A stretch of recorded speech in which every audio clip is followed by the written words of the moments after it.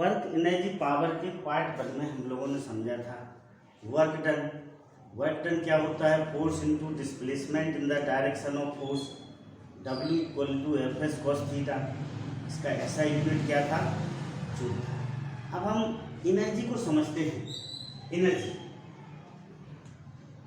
Energy energy क्या होता है? Capacity of doing work done. Capacity of doing work done, okay. Capacity of doing work done, okay. Energy कहीं पर energy stored है, इसका मतलब है कि वर्क स्टोर है। एनर्जी के द्वारा क्या होता है? वर्क होता है।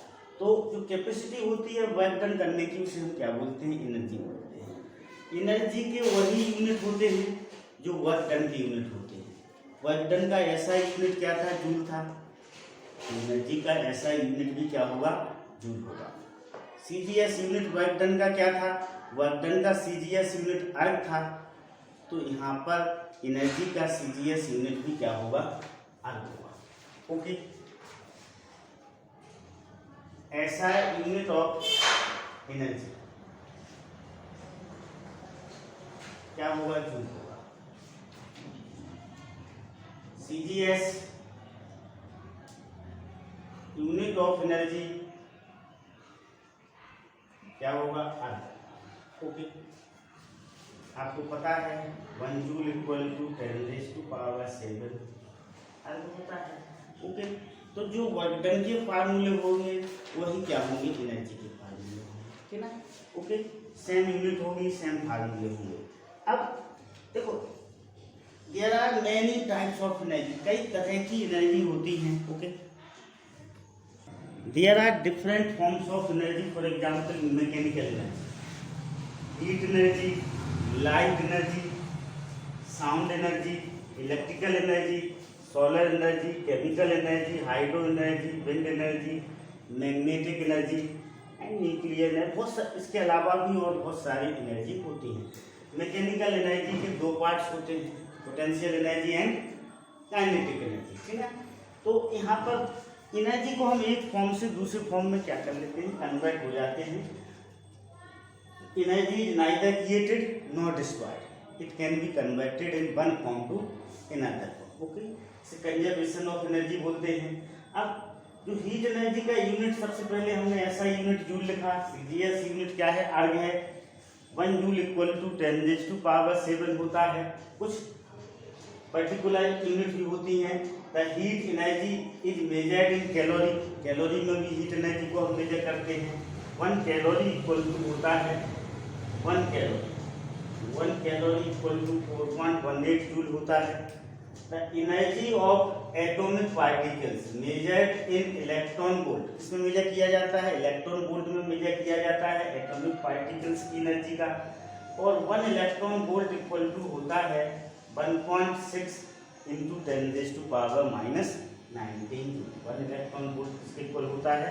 1.6 इंटू 10⁻⁻⁹ जूल। तो electron volt is also a unit of energy. किसकी एनर्जी है? किसका यूनिट है? एनर्जी की यूनिट है electron volt. Calorie is also a unit of energy, okay. Understood? Mechanical energy. Mechanical energy are two types. First, kinetic energy and second, potential energy. Kinetic energy due to motion. Motion की वजह से kinetic energy होती है। और kinetic energy का जो formula होता है वह होता है K = 1/2 mv²। फिर पोटेंशियल एनर्जी आती है। Two types, kinetic energy and potential energy. Potential energy भी टू टाइप्स की होती है, gravitational potential energy and elastic potential energy. Gravitational potential energy due to position, किसी बॉडी की पोजीशन की वजह से होती है, ओके। अर्थ के रिस्पेक्ट में या किसी बेसलाइन के रिस्पेक्ट में उसकी क्या पोजीशन है, उससे उसकी पोटेंशियल एनर्जी होती है। Elastic potential energy due to configuration change in shape. Rubber band को हम स्ट्रेच करके छोड़ देते हैं, तो जब रबर बैंड को हम स्ट्रेच करते हैं तो उस पर कौन सी एनर्जी आती है? इलास्टिक पोटेंशियल एनर्जी आती है, ओके। अब यहाँ पर m क्या है? m मास ऑफ बॉडी है। m is mass of body, m is mass of body v क्या है, velocity of body, velocity of body. Okay, यहाँ पर m क्या है, m तो मास ऑफ बॉडी है, m is mass of body, mass of body. g is acceleration due to gravity, acceleration due to gravity. क्या है, एक्सीलरेशन ड्यू टू ग्रेविटी। यहाँ पर k फोर्स कांस्टेंट है, क्या है, फोर्स कांस्टेंट, या फिर उसको स्प्रिंग कांस्टेंट भी बोला जाता है। क्या बोला जाता है, स्प्रिंग कांस्टेंट, स्प्रिंग कांस्टेंट। और x क्या है, डिस्प्लेसमेंट है, x इज डिस्प्लेसमेंट, x क्या है यहाँ पर, डिस्प्लेसमेंट है। तो mechanical energy are two types, kinetic energy and potential energy. Kinetic energy due to motion, body के मोशन की वजह से होती है, उसका फार्मूला होता है k equal to 1/2 mv², m is mass of the body and v equal to velocity of body. Potential energy are two types, gravitational potential energy due to position, body की position की वजह से होती है, u equal to mgh होता है, जो उसका फार्मूला होता है, m mass of body, g acceleration due to gravity and h क्या है, height above the ground, height above the earth, height above the earth.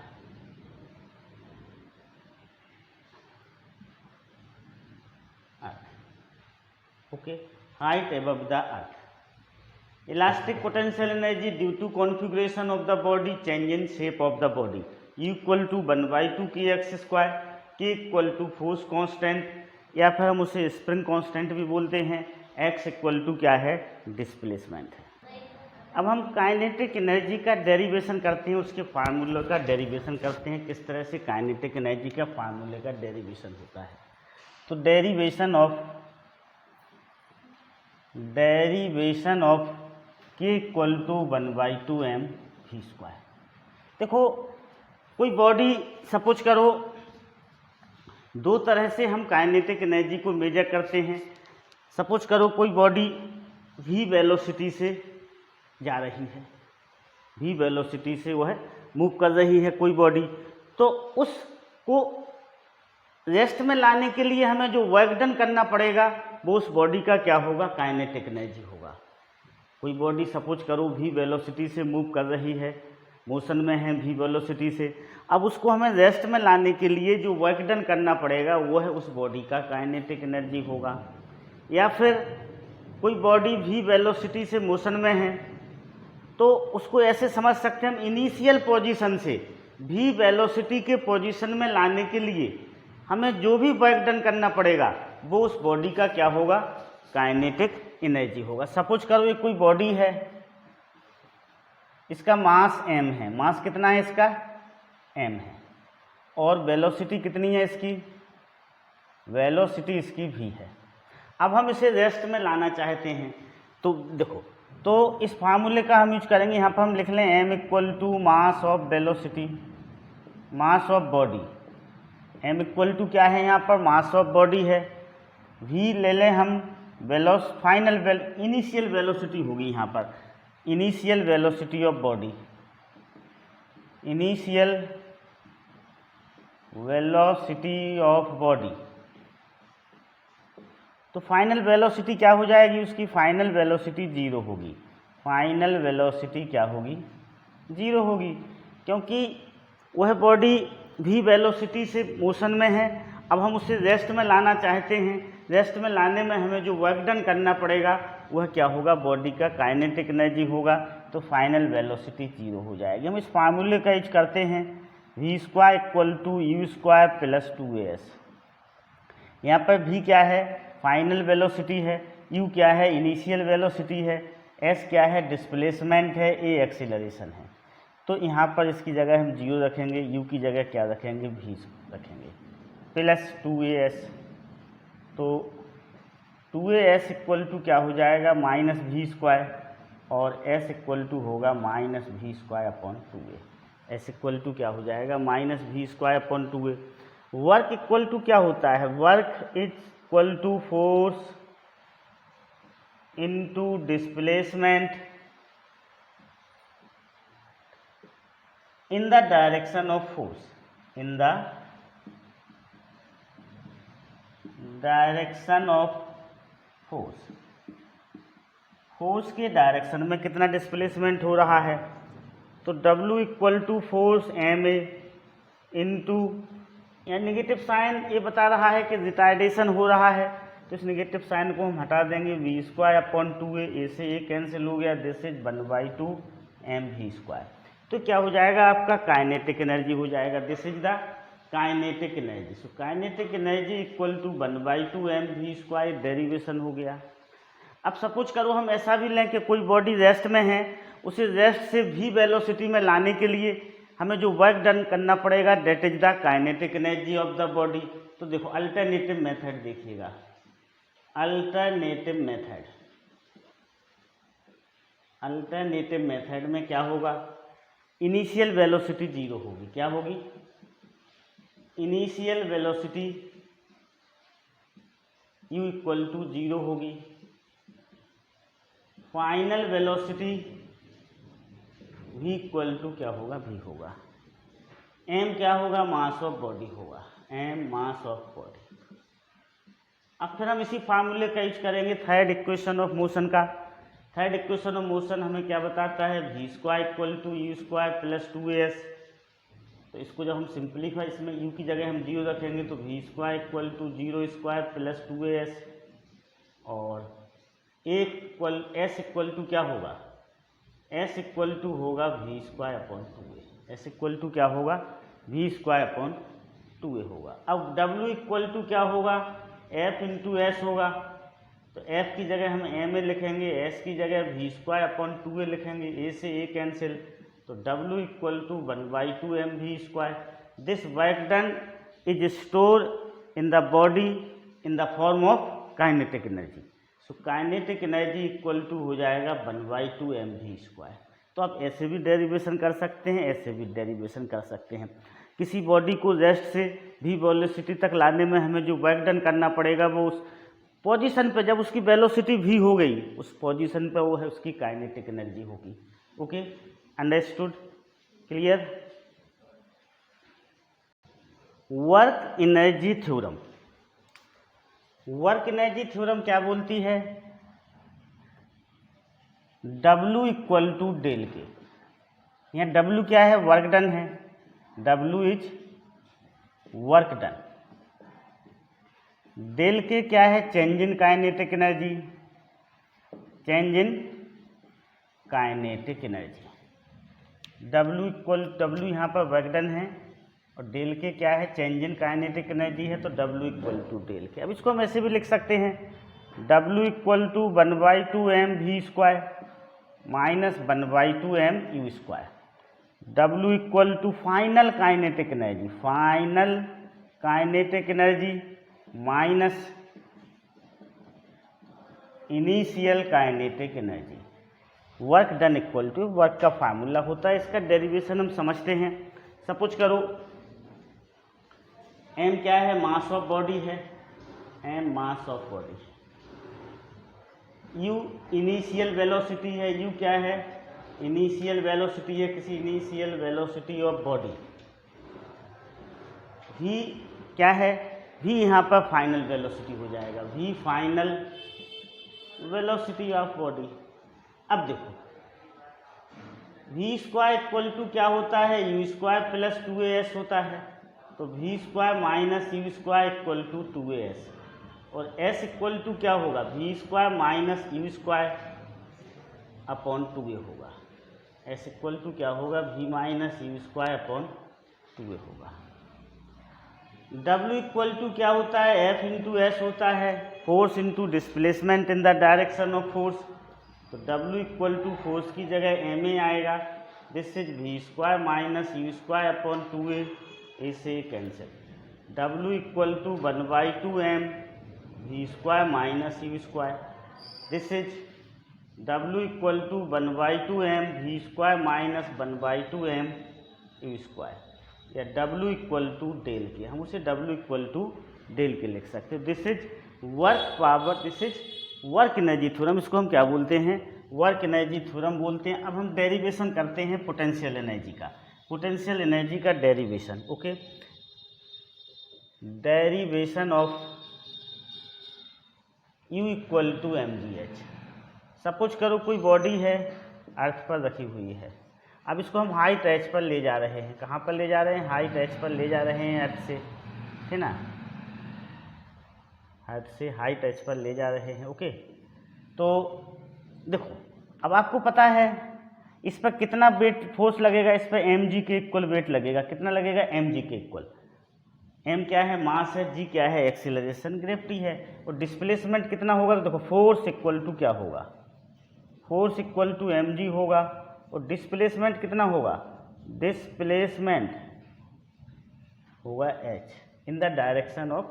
Okay, तो W इक्वल टू क्या होता है, W इक्वल टू होता है F इंटू एस। तो W equal to F की जगह mg, s की जगह h। ये किस फॉर्म में, काइनेट, ये पोटेंशियल एनर्जी के फॉर्म में बॉडी में क्या हो जाएगी, स्टोर हो जाएगी। This is the formula of potential energy. Okay, अब हम चलते हैं conservation of mechanical energy. Mechanical energy कैसी होती है, कंजर्व होती है। किसी भी आइसोलेटेड बॉडी की मैकेनिकल एनर्जी कैसी होती है, कंजर्व होती है। तो conservation of mechanical energy. Okay, conservation of mechanical energy, conservation of mechanical energy. The mechanical energy of isolated body is conserved. Okay, mechanical energy of isolated body, mechanical energy of isolated body is conserved, conserved. Okay, इसका meaning ये है कि kinetic energy plus potential energy equal to क्या होता है, constant होता है। किसी भी आइसोलेटेड बॉडी का kinetic energy plus potential energy, gravitational potential energy का सम कैसा होता है, कांस्टेंट होता है। इसके हम डेरिवेशन को समझते हैं। सपोज करो कोई बॉडी हाइट h तक जाती है, ये क्या है, हाइट h है। इसमें हम 3 पोजीशन लेते हैं, इधर A ले लें, इधर B ले लें, यहाँ पर C ले लें। यहाँ से यहाँ तक का डिस्टेंस को हम सपोज करो x ले लेते हैं, y ले लेते हैं। क्या ले लिया, y ले लिया। हमें देखेंगे कि A पोजीशन पे, B पोजीशन पे और C पोजीशन पे kinetic energy plus potential energy, kinetic energy और पोटेंशियल एनर्जी का सम कैसा रहता है, कांस्टेंट रहता है। ओके, काइनेटिक एनर्जी और पोटेंशियल एनर्जी का सम कैसा रहता है, कांस्टेंट रहता है। इसको रफ करने के बाद हम आपको समझाते हैं। देखो, एट पोजीशन ए, सबसे पहले हम पोजीशन ए लेते हैं। At position A, eight position A. Okay, यहाँ पर बॉडी कैसी है, रेस्ट में है। पोजीशन ए पर बॉडी कैसी है, रेस्ट में है। तो यू क्या होगा, 0 होगा। जब बॉडी रेस्ट में है तो काइनेटिक एनर्जी भी क्या होगा, 0 होगा। अब यहाँ पर पोटेंशियल एनर्जी हम पता करते हैं। पोटेंशियल एनर्जी कितना होगा, mgh होगा। तो total energy, total mechanical energy कितना हो जाएगा, P + K, this is mgh + 0 equal to mgh। तो पोजीशन ए पे टोटल मैकेनिकल एनर्जी कितना होगा, mgh होगा। अब हम सी पे आते हैं, बी पे आते हैं। At position B, at position B. अब देखो पोजीशन बी पर बॉडी मोशन में होगी। यहाँ से उसने चलना शुरू किया तो यहाँ पर कुछ ना कुछ उसमें मोशन होगा। उस मोशन को हम पता करते हैं इस फार्मूले का यूज करके, v² = u² + 2gs। यहाँ पर g लगेगा। g क्या है, एक्सीलरेशन ड्यू टू ग्रेविटी है। इनिशियल वेलोसिटी u कितनी है, उसकी 0 है। एट ओके, तो v² = 0² + 2g। और हाइट की जगह हम क्या लिखेंगे, y लिखेंगे। उसने कितना डिस्टेंस ट्रेवल किया, y डिस्टेंस ट्रेवल किया। तो v² = 2gy हो जाएगा। काइनेटिक एनर्जी हम निकालेंगे तो क्या आएगा, 1/2m v² होगा। This is 1/2m 2gy। 2 से 2 कैंसिल, तो काइनेटिक एनर्जी इक्वल टू हो जाएगा mg/। कितना होगा काइनेटिक एनर्जी? mg/। होगा। अब हम पोटेंशियल एनर्जी पता करते हैं कि बी पोजीशन पर पोटेंशियल एनर्जी कितना होगा। ओके, बी पोजीशन पर पोटेंशियल एनर्जी कितना होगा? तो पोटेंशियल एनर्जी एट बी, देखो तो ये होगा अपना mg। h कितना होगा? h होगा h माइनस वाई। ये हाइट कितनी होगी? यहाँ से लेके यहाँ तक हाइट कितनी होगी? h माइनस वाई होगी। तो this is mgh minus mg/। होगा।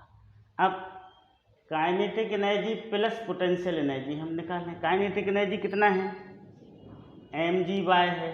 पोटेंशियल एनर्जी कितना है? mgh minus mg/। दोनों को हम ऐड कर देंगे तो कितना हो जाएगा?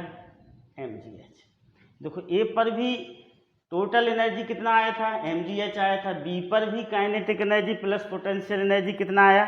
mgh आया। हम सी पर प्रूव करते हैं at position C. Eight position C, okay, position सी पर पोटेंशियल एनर्जी 0 होगा। अब हम यहाँ पर क्या पता करेंगे? हम यहाँ पर इसकी वेलोसिटी पता करेंगे कि सी पर कितनी वेलोसिटी होगी। ओके, तो हम इसको इस फार्मूले का यूज करके पता किए लेते हैं। v² equal to u² plus 2s। Initial velocity 0 है, 0² प्लस 2ah, क्या हो जाएगा? ये h हो जाएगा। ओके, तो v² इक्वल टू हो जाएगा 2h। तो काइनेटिक एनर्जी क्या होता है? 1/2 mv² होता है। Kinetic energy equal to 1/2 m। v² की जगह हम क्या लिखेंगे? v² की जगह हम लिखेंगे 2h। तो this is 1/2 m 2ah। h से यहाँ पर ए की जगह क्या आएगा? g आएगा। क्या आएगा भाई साहब? g आएगा, क्योंकि एक्सीलरेशन ड्यू टू ग्रेविटी क्या होगा? g होगा। ये 2 से 2 कैंसिल हो गया, तो दिस इज mgh। तो काइनेटिक एनर्जी कितनी आ गई? mgh आ गई। पोटेंशियल एनर्जी कितनी है? 0 है। तो काइनेटिक एनर्जी का सम और पोटेंशियल एनर्जी का सम कितना हो जाएगा?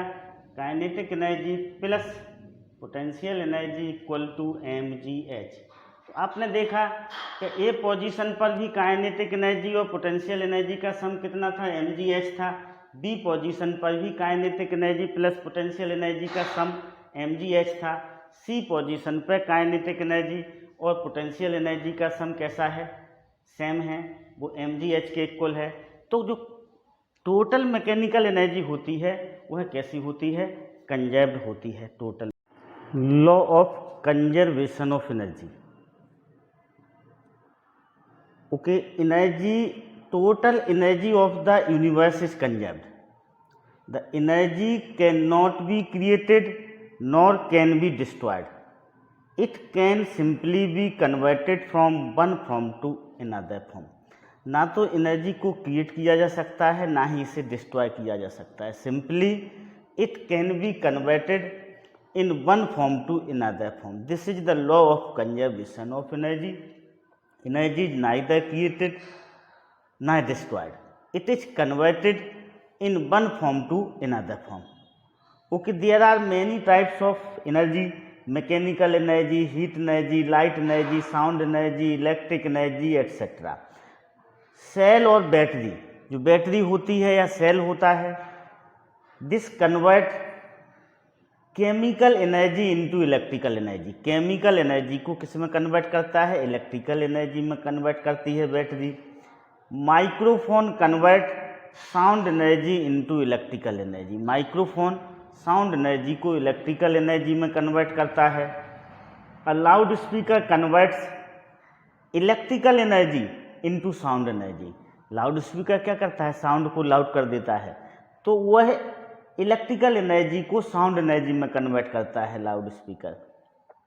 Electric motor converts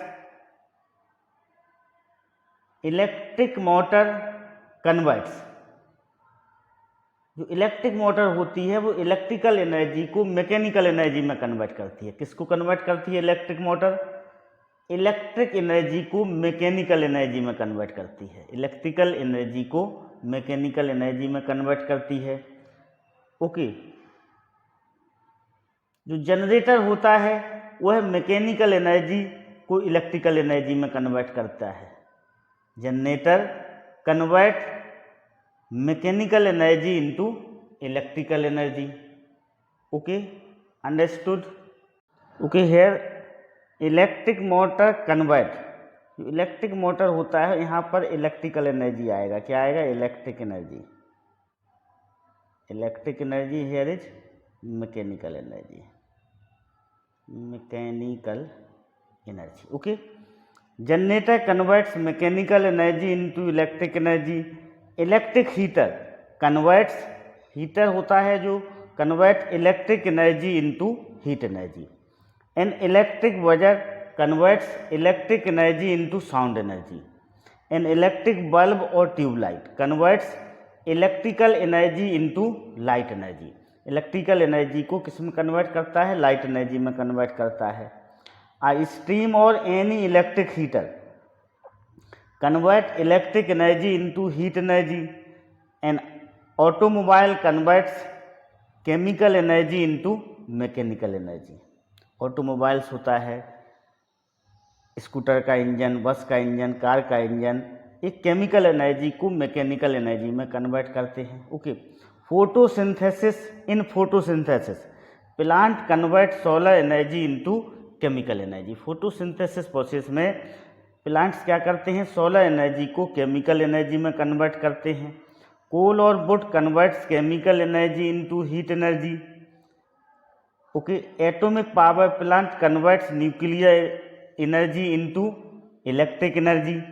nuclear bomb converts nuclear energy into heat, light and sound energy. Nuclear जो बम होता है वह न्यूक्लियर एनर्जी को किस में कन्वर्ट करता है? Heat, sound, heat, light and sound में कन्वर्ट करता है। Photovoltaic cell, photo means light, light energy to electrical energy. Photovoltaic cell होते हैं वो लाइट एनर्जी को इलेक्ट्रिकल एनर्जी में कन्वर्ट करते हैं। सोलर हीटर भी लाइट एनर्जी को हीट एनर्जी में कन्वर्ट करते हैं। सोलर हीटर जो होते हैं वह लाइट एनर्जी को हीट एनर्जी में कन्वर्ट करते हैं। तो देखो, energy neither created nor destroy, it can be converted in one form to another form. उसे हम एक फॉर्म से दूसरे फॉर्म में कन्वर्ट कर सकते हैं। उसे ना तो हम क्रिएट कर सकते हैं ना डिस्ट्रॉय कर सकते हैं। आपने बहुत सारे एग्जाम्पल्स देखे जिसमें one form of energy is converted to another form of energy. Okay, understood. Commercial unit of energy, energy का जो कॉमर्शियल यूनिट होता है वो क्या होता है? किलोवाट आवर होता है। कॉमर्शियल यूनिट ऑफ एनर्जी क्या होता है? किलोवाट आवर होता है। तो 1 kilowatt hour is 1 kilowatt into 1 hour. This is 1000 watt into 3600 second. This is 1000 into 360 watt joule second minus 1, this is second. So this is 3.6 into 10 raised to power 6, second से second cancel हो जाएगा, joule. तो 1 kilowatt hour, 1 kilowatt hour equal to क्या होता है? 3.6 into 10 raise to power 6 joule होता है। इसे हम 1 यूनिट भी बोलते हैं। 1 kilowatt hour equal to 1 unit. क्या बोलते हैं? 1 unit. Generally household, industry, commercial establishment में जो एनर्जी का यूनिट होता है वो किलोवाट आवर होता है और उसे यूनिट बोला जाता है। क्या बोला जाता है? यूनिट बोला जाता है। Okay, understood. So commercial unit of energy is kilowatt hour. Calculate work required to be done to stop a car of 1500 kg moving at a velocity of 60 km per hour। NCERT class 9th का question number 17 है। हमें work required करना है। Calculate the work required to be done to stop a car. कोई car है जिसका mass 1500 kg है और जो इस velocity of 60 kilometre per hour की वेलोसिटी से मोशन में हैं, तो उसको स्टॉप करने के लिए हमें कितने वर्क डन की ज़रूरत पड़ेगी? तो हमें काइनेटिक एनर्जी, जो काइनेटिक एनर्जी होगी बॉडी की, सेम उतना ही वर्क डन हमें ज़रूरत पड़ेगा। तो वर्क डन इक्वल टू क्या होगा? Kinetic energy of body, kinetic energy of body, body की क्या होगी? काइनेटिक एनर्जी होगी। Work done equal to kinetic energy of a body. Okay, किसके इक्वल होगा? बॉडी के काइनेटिक एनर्जी के इक्वल वर्क डन की हमें क्या पड़ेगी? ज़रूरत पड़ेगी। ओके, तो हम काइनेटिक एनर्जी को क्या करेंगे? फाइंड आउट करेंगे, काइनेटिक एनर्जी। अब देखो यहाँ पर मास कितना दिया हुआ है? मास हमें दिया हुआ है 1500 kg, मास 1500 kg दिया हुआ है।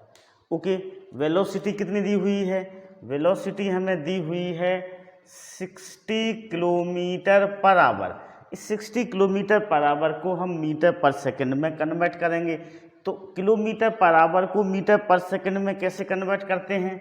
हम उसे 5/18 से क्या करते हैं? मल्टीप्लाई करते हैं। 5/80 से क्या करते हैं? मल्टीप्लाई करते हैं। तो इसको हम 6 से मल्टीप्लाई करेंगे तो 3 आएगा, इसे 6 से मल्टीप्लाई करेंगे तो 10 आएगा। तो हो जाएगा 50/3 मीटर पर सेकंड। कितना हो जाएगा? 50/3 मीटर पर सेकंड। अब हम काइनेटिक एनर्जी को फाइंड आउट कर लें। तो काइनेटिक एनर्जी इक्वल टू क्या होता है? 1/2 mv²। This is 1/2 m 1500 into 50/3 का होल स्क्वायर। Okay, understood. अब हम इसको सॉल्व कर लेंगे तो हमें जूल में क्या मिल जाएगा? वर्क डन मिल जाएगा। जूल में हमें क्या मिलेगा? वर्क डन मिलेगा। इसकी वैल्यू अप्रॉक्सीमेटली 28333.3 जूल आएगी। Okay, understood. तो इसमें क्या है? उसने बोला है कि कोई कार है जिसका मास 1500 kg है, वह 60 किलोमीटर पर आवर की स्पीड से जा रही है। इस कार को रेस्ट में लाने के लिए हमें कितना वर्क डन करना पड़ेगा? तो हमें काइनेटिक एनर्जी के कुल वर्क डन करना पड़ेगा। तो वो हमने क्या कर लिया? फाइंड आउट कर लिया। Okay, a certain household has consumed 250 unit of energy during a month. How much energy is this in joule? हमें 250 यूनिट वर्क डन को या एनर्जी को किस में कन्वर्ट करना है? जूल में कन्वर्ट करना है। ओके, तो हमें पता है 1 किलोवाट आवर कितना होता है? 3.6 इंटू 10⁻⁶ जूल होता है। 1 किलोवाट आवर का मीनिंग होता है 1 यूनिट। तो 1 unit equal to 3.6 into 10⁻⁶ joule. So 250 units equal to क्या होगा? 250 इंटू 3.6 इंटू 10⁻⁶ जूल होगा। Okay, 250 units 250 into 3.6 into 10⁻⁶ joule होगा। तो हम इसको आगे कन्वर्ट कर सकते हैं। Okay, understood. Certain force acting on a 20 kg mass changes its velocity from 5 metre per second to 2 metre per second. Calculate the work done by the force. देखो ये फार्मूला का यूज होगा। W equal to 1/2 m v² minus u²। Okay, mass is given 20 kg। Mass कितना दिया हुआ है? 20 kg दिया हुआ है। v 5 metre per second, u 2 metre per second. Okay, इसमें हमें वैल्यू पुट करेंगे इस फार्मूले में। तो W equal to 1/2 into 20 5² minus 2²। तो W equal to 10 25 minus 4 10 into 21 this is 210 joule. Okay, understood. Now next ICSE 2020 का क्वेश्चन है।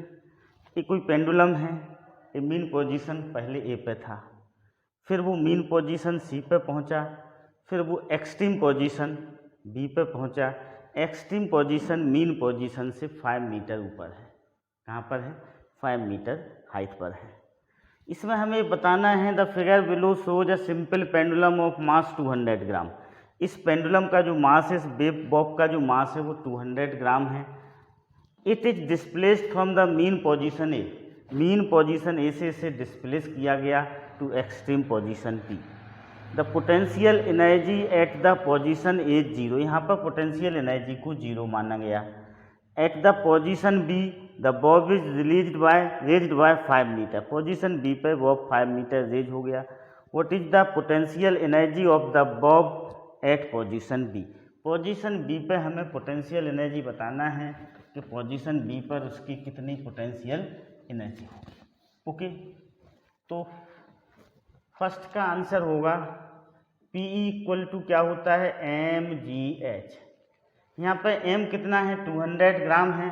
हम उसे मीटर केजी में कन्वर्ट करेंगे तो 1000 से क्या करेंगे? डिवाइड करेंगे। g की जगह हम क्या लिखेंगे? 10। Okay, g 10 metre per second square. h क्या है? 5 मीटर। This cancel to this cancel, this is 10 joule. कितना हो जाएगा? 10 जूल आ गया। Okay, second, what is the total mechanical energy at C. C पर हमें टोटल मैकेनिकल एनर्जी बताना है, तो मैकेनिकल एनर्जी इज कंजर्व्ड। तो इन तीनों ही पॉइंट पर मैकेनिकल एनर्जी कैसी रहेगी? सेम रहेगी। तो मैकेनिकल एनर्जी एट सी कितना होगा? 10 जूल होगा। रीजन क्या है? Mechanical energy is always conserved. तो जितनी total energy mechanical energy B पे होगी, उतनी ही मैकेनिकल एनर्जी सी पे होगी, उतनी ही मैकेनिकल एनर्जी ए पे होगी। बी पर पोटेंशियल एनर्जी कितनी है? 10 जूल है। यहाँ पर बी एक्सट्रीम पोजीशन पे बॉब की वेलोसिटी 0 हो जाती है। यहाँ पर कोई काइनेटिक एनर्जी नहीं होगी, तो यहाँ पर टोटल मैकेनिकल एनर्जी 10 जूल होगी। सी पर भी टोटल मैकेनिकल एनर्जी कितनी होगी? 10 जूल होगी। What is the speed of the bob at A.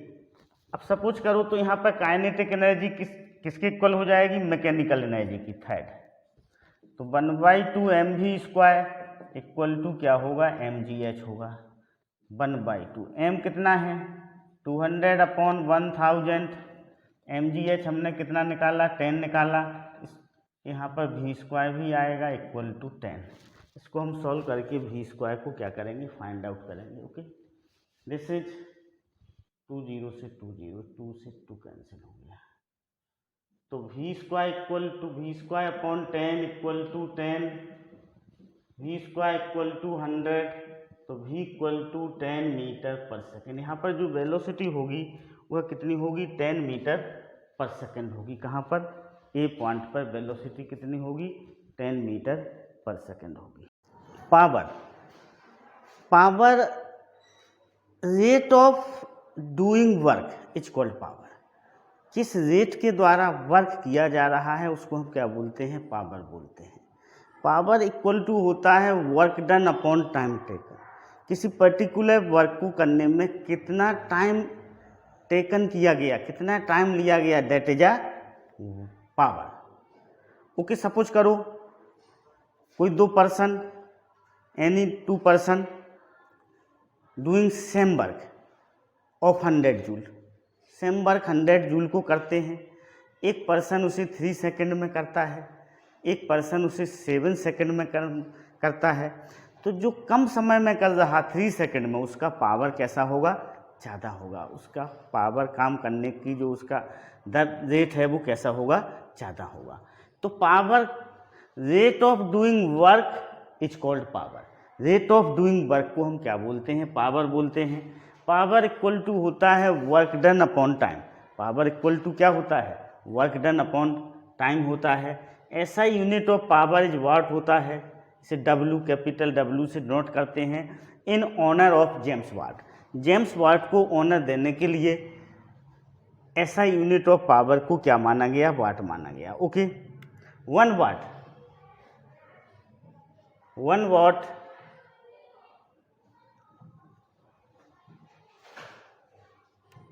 Watt equal to होगा 1 joule upon 1 second.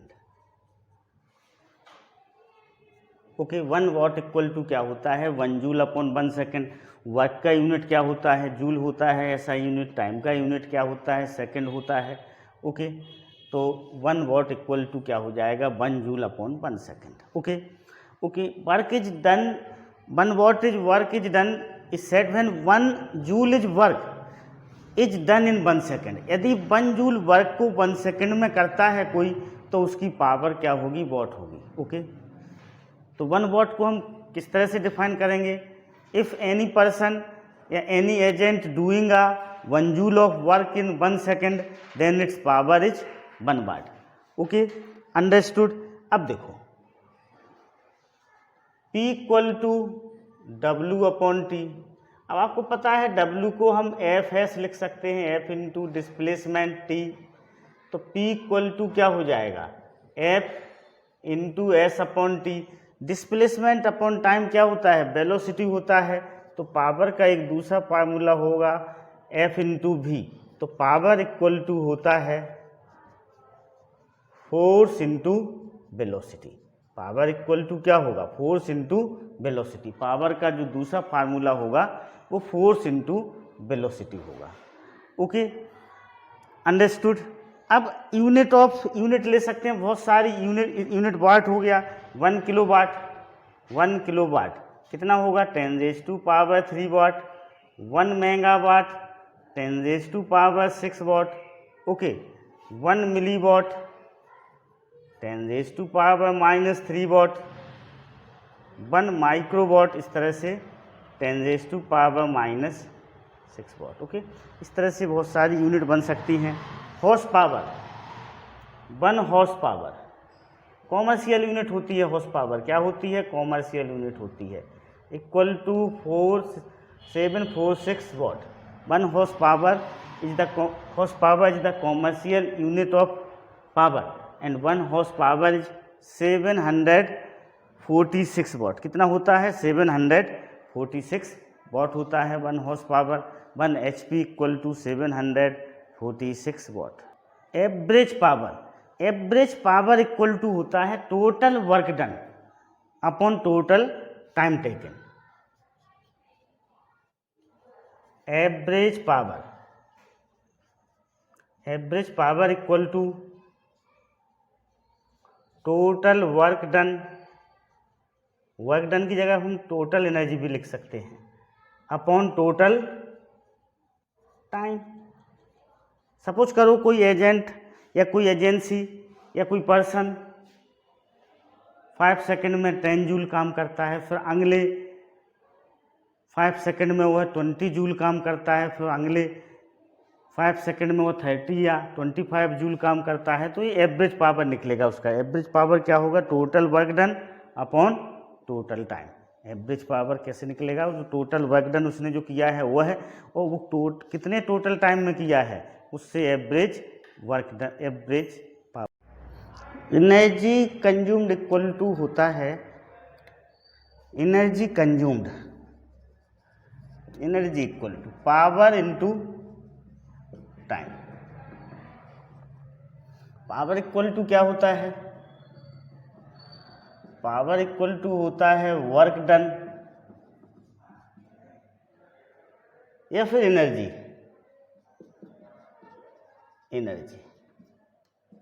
Upon time taken. तो एनर्जी इक्वल टू क्या होगा, पावर इनटू टाइम। हमें किसी इलेक्ट्रिकल अप्लायंस द्वारा कंज्यूम्ड की गई एनर्जी को फाइंड आउट करना है। We find out the energy consumed by electrical appliance, then power क्या होगा, power in kilowatt hour. Power किस में होना चाहिए, in kilowatt hour, into time in hour. Time किस में होना चाहिए, आवर में होना चाहिए। तो हमें डायरेक्ट एनर्जी मिलेगी किसमें, यूनिट में। एनर्जी इन यूनिट, हमें डायरेक्ट एनर्जी किस में मिलेगी, यूनिट में एनर्जी मिलेगी। कितना यूनिट एनर्जी कंज्यूम हुआ। एक एग्जाम्पल के द्वारा समझते हैं। एन इलेक्ट्रिक बल्ब ऑफ 60 वाट कोई इलेक्ट्रिक बल्ब है, उसका पावर क्या है 60 वाट है, is used for 6 hours per day, daily 6 hour use होता है। Calculate the units of energy consumed in 1 day by the bulb. तो देखो एनर्जी इन यूनिट क्या होता है, power in kilowatt into time in hour. हम power निकालते हैं, इसका पावर कितना दिया हुआ है, पावर 60 वाट दिया हुआ है, तो इसको हम किलोवाट में कन्वर्ट करेंगे तो 1000 से हमें क्या करना पड़ेगा, डिवाइड करना पड़ेगा, तो किलोवाट आवर में किलोवाट में कन्वर्ट हो जाएगा। 0 से 0 कैंसिल हुआ, दिस इज 0.06 किलोवाट। अब energy in unit, energy in unit क्या है, power in kilowatt hour. Power कितना दिया हुआ है 0.06 आवर, टाइम कितना दिया हुआ है 6 hours per day, 6 hours per day, so this is 6, this is 0.36 unit. कितना आ जाएगा आंसर अपना 0.36 यूनिट आंसर आ जाएगा। Okay, now next example, an electric heater is rated 1500 watt, how much energy it used in 10 hours. कोई electric heater है, उसका जो rated है 1500 वाट है और वह 10 आवर्स यूज हो रहा है, तो कितने एनर्जी को वह कंज्यूम करेगा। 9th क्लास का NCERT का क्वेश्चन नंबर 14 है, वर्क एनर्जी चैप्टर का। ओके, तो देखो यहाँ पर power of electric heater,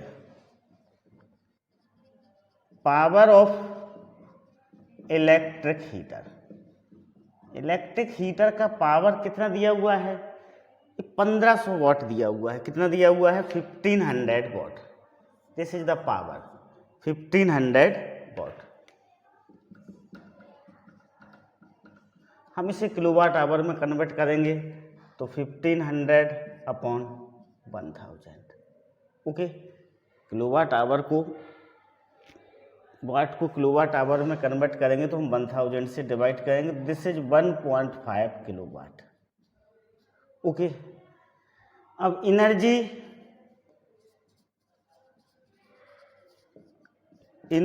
in kilowatt hour equal to power into time. यहाँ पर पावर किस में होना चाहिए, किलोवाट में होना चाहिए, टाइम कितना होना चाहिए, आवर में होना चाहिए। पावर 1.5, टाइम 10 आवर दिया हुआ है, सो this is 10, so this is 15 kilowatt hour या फिर 15 units. Okay, now next, find the energy in kilowatt our consumed in 10 hours by 4 devices of power 500 watt each. This is the question number 20 NCERT class 9th. Okay, work and energy chapter से है। कोई ये हमें पता करना है, energy को हमें किलोवाट आवर में फाइंड आउट करना है। डिवाइस 10 आवर चलते हैं, कितने डिवाइस हैं 4 डिवाइस हैं और ईच डिवाइस का पावर कितना है 500 वाट है। ओके, तो पावर ऑफ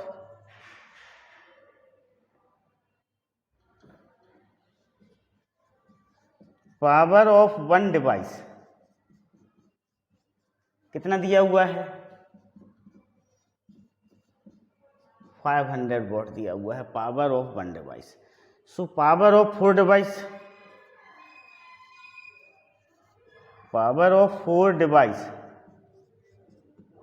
कितना हो जाएगा 500 into 4 equal to 2000 watt. 2000 watt को हम किलोवाट आवर में कन्वर्ट कर लेंगे तो this is 2000 upon 1000 equal to 2 kilowatt. कितना हो गया 2 किलोवाट हो गया। अब एनर्जी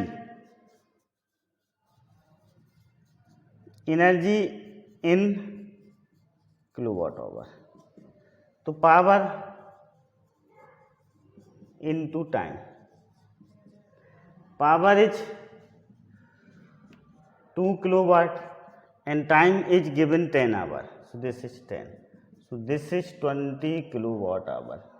ओके, क्या आ जाएगा उसका एनर्जी कितना कंज्यूम करेगा, वो है 20 किलोवाट आवर एनर्जी को क्या करेगा, कंज्यूम करेगा।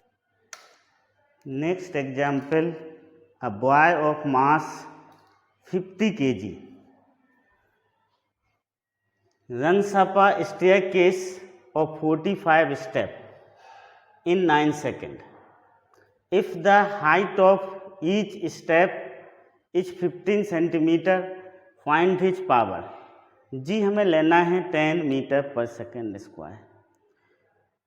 कोई 50 kg का कोई बॉय है, वह 45 स्टेप, स्टेयर केस के 45 स्टेप को अप करता है और ईच स्टेप का जो हाइट है वह 15 सेंटीमीटर है, 9 सेकेंड में वह कवर करता है। तो हमें क्या करना है, पावर को फाइंड आउट करना है। ओके, पावर को फाइंड आउट करना है। तो देखो, weight of boy, weight of boy कितना हो जाएगा, 50 इंटू 10 इक्वल टू 500 न्यूटन हो जाएगा। कितना हो जाएगा, 500 न्यूटन हो जाएगा। ओके, हाइट लें हम, हाइट कितना कवर करेगा वह, तो h इक्वल टू क्या होगा, देखो नंबर ऑफ स्टेप्स कितने हैं, 15 स्टेप हैं। इस तरह से जो स्टेप हैं वह 15 स्टेप हैं, 1 स्टेप, 2 स्टेप, 3 स्टेप, इस तरह से 45 स्टेप हैं। कितने हैं स्टेप, 45 स्टेप है। और ईच स्टेप की हाइट कितनी है, 15 सेंटीमीटर है।